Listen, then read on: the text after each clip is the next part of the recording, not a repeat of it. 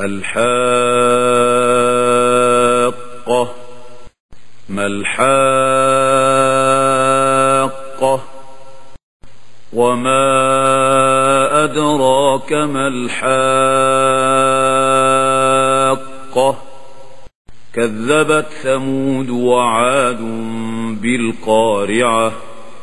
فأما ثمود فأهلكوا بالطاغية، وأما عاد فأهلكوا بريح صرصر عاتية سخرها عليهم 7 ليال و8 أيام حسوما فترى القوم فيها صرعى كأنهم أعجاز نخل خاوية فهل ترى لهم من باقية.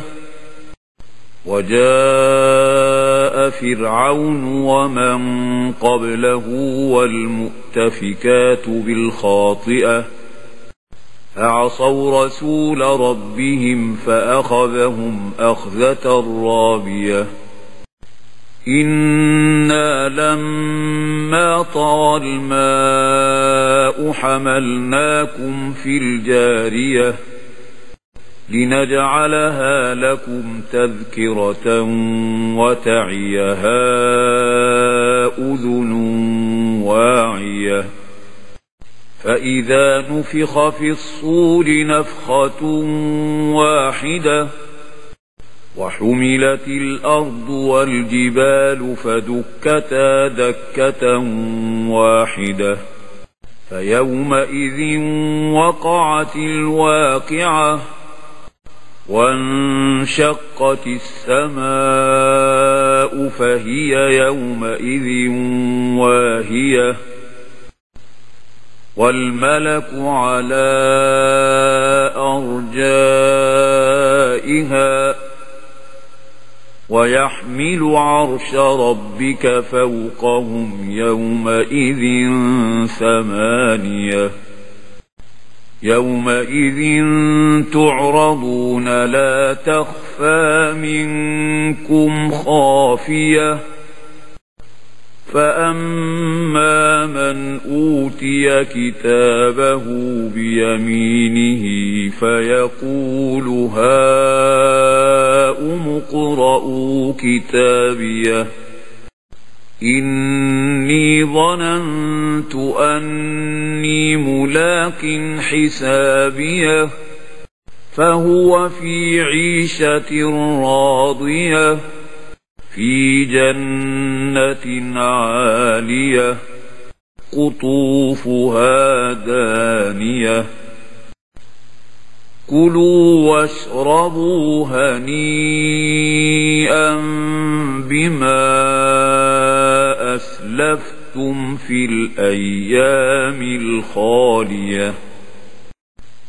وأما من أوتي كتابه بشماله فيقول يا ليتني لم أوت كتابيه ولم أدر ما حسابيه يا ليتها كانت القاضية ما أغنى عني ماليه هلك عني سلطانيه خذوه فغلوه ثم الجحيم صلوه ثم في سلسلة ذرعها 70 ذراعا فاسلكوه إنه كان لا يؤمن بالله العظيم ولا يحض على طعام المسكين فليس له اليوم هاهنا حميم ولا طعام إلا من غسلين لا يأكله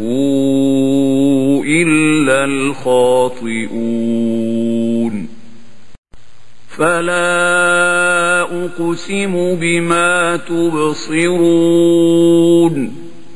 وما لا تبصرون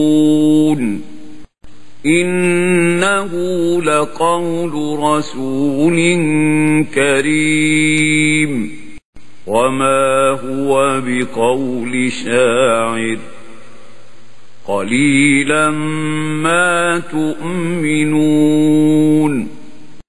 ولا بقول كاهن قليلا ما تذكرون تنزيل من رب العالمين ولو تقول علينا بعض الأقاويل لأخذنا منه باليمين ثم لقطعنا منه الوتين فما منكم من أحد عنه حاجزين وإنه لتذكرة للمتقين وإنا لنعلم أن منكم مكذبين